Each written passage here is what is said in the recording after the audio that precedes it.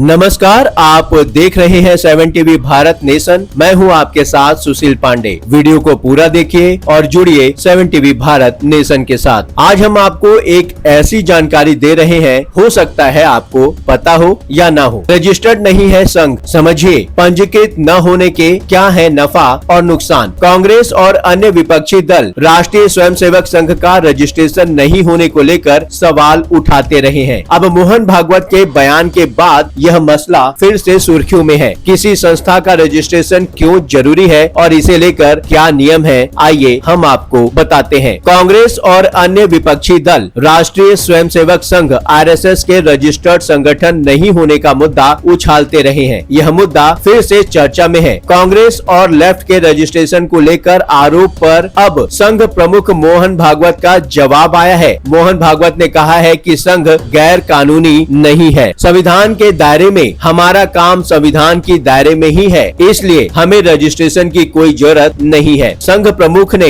आजादी की लड़ाई का जिक्र करते हुए यह भी कहा था कि 1925 में जब स्थापना हुई थी, क्या हम ब्रिटिश सरकार से रजिस्ट्रेशन कराते। संघ पर 3 बार प्रतिबंध लगा और हर बार कोर्ट ने इसे वैध संस्था बताकर प्रतिबंध खत्म कर दिए। उन्होंने हिंदू धर्म का उल्लेख करते हुए सवालिया अंदाज में पूछा कि क्या यह पंजीकृत है, फिर भी यह हमारे जीवन में मौजूद है। कई चीजें हैं जो रजिस्टर्ड नहीं है। आजादी के बाद गैर पंजीकृत संगठनों को भी कानूनी दर्जा दिया गया है और हमें भी उसी श्रेणी में मान्यता मिली हुई है। संघ प्रमुख के बयान पर कांग्रेस नेता बीके हरिप्रसाद ने तीखी प्रतिक्रिया दी। हरिप्रसाद ने संघ प्रमुख के बयान को सदी का सबसे बड़ा झूठ बताते हुए कहा कि ब्रिटिश सरकार के समय न राजनीतिक दल रजिस्टर्ड थे, न ही एनजीओ। उन्होंने कहा कि अगर संघ सबसे बड़ा संगठन है तो उसके सदस्यों की सूची और फंडिंग के रिकॉर्ड कहाँ है। हर संस्था को संविधान के तहत जवाबदेह होना चाहिए। विपक्ष के सवाल, मोहन भागवत के बयान और बीके हरिप्रसाद की प्रतिक्रिया के बाद संघ के रजिस्ट्रेशन का मुद्दा सुर्खियों में आ गया है। बात रजिस्ट्रेशन की जरूरत से लेकर इसकी प्रक्रिया तक की हो रही है। सवाल है कि किसी संगठन के रजिस्ट्रेशन क्यों जरूरी होता है, किसी संगठन के रजिस्ट्रेशन की प्रक्रिया क्या है। ऐसी संस्थाएं कानूनी मान्यता नहीं रखती जिनका पंजीकरण ना हुआ हो। हालांकि ऐसी संस्थाएं जो व्यक्तियों के समूह के रूप में कार्य करती हो, उन्हें सरकारी निकायों से मान्यता मिली हो सकती है। मोहन भागवत ने भी अपने बयान में इसी का उल्लेख किया। संघ प्रमुख ने यह बताया कि बिना पंजीकरण कार्य करने वाले संगठन को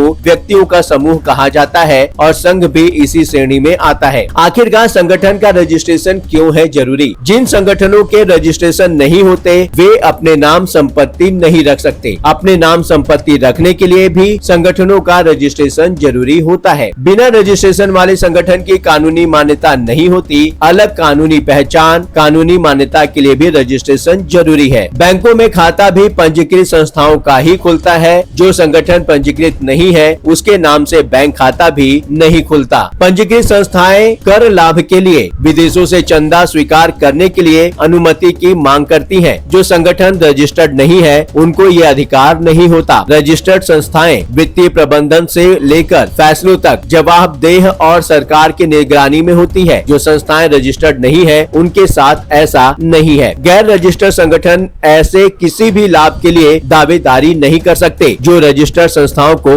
मिलते हैं। किसी भी संस्था का रजिस्ट्रेशन सोसाइटी रजिस्ट्रेशन एक्ट 1860 के तहत होता है। इस एक्ट के तहत रजिस्ट्रेशन के लिए संस्था के उद्देश्य भी बताने होते हैं। बायलॉज तैयार करना होता है जिसमें संस्था के संचालन से जुड़े नियमों के उल्लेख होते हैं। रजिस्टर्ड संस्थाओं को अपने आय व्यय और सदस्यता का लेखा जोखा रखना होता है। रजिस्टर्ड संस्थाएं ये सब सरकार को बताने के लिए बाध्य होती हैं, लेकिन गैर पंजीकृत संस्थाओं के साथ ऐसी कोई बाध्यता नहीं होती। आपने पूरा वीडियो देख ही लिया है तो इस विषय पर आपकी राय जरूर साझा करें। नीचे कमेंट बॉक्स में लिखकर बताएं कि आपको क्या लगता है। चैनल को सब्सक्राइब करके नोटिफिकेशन को ऑन करने के लिए बेल बटन को जरूर दबाएं। चैनल को फॉलो करें। वीडियो पसंद आया हो तो वीडियो को लाइक करें। लगातार खबरों के लिए बने रहिए 7 टीवी भारत नेशन के साथ।